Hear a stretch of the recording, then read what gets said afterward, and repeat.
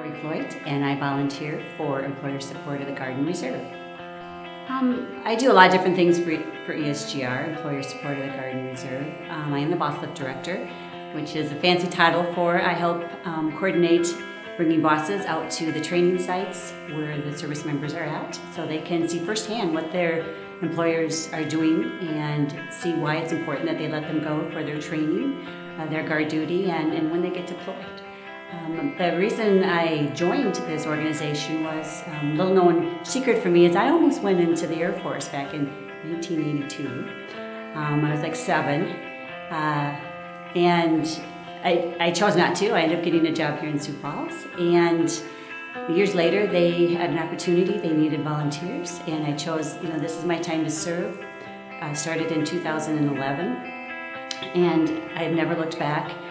Very rewarding to watch the service members grow along with myself, and very humbling to see when they get deployed and the sacrifices that they make for us, what their family does, and how I can interact with them to make it a little bit easier for them. One thing with ESGR is that they do a lot of state and regional awards for their volunteers.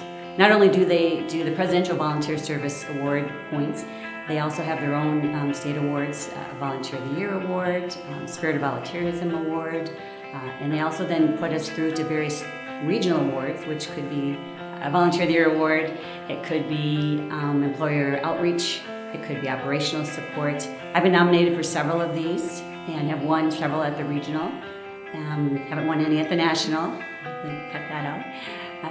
And they also allow us to be involved in the headquarters committees.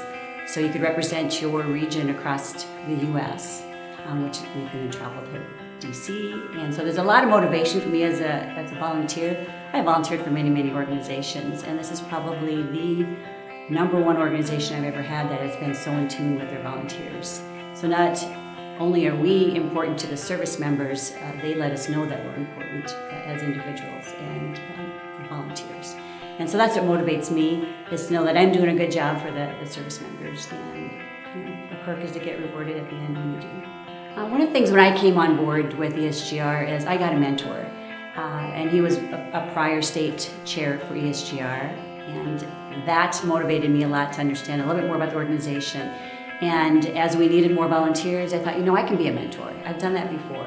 And so I was out soliciting whoever I could, wherever I could find people, former military, co-workers, to have them come on board with ESGR and hopefully share the same passion that I do with the organization.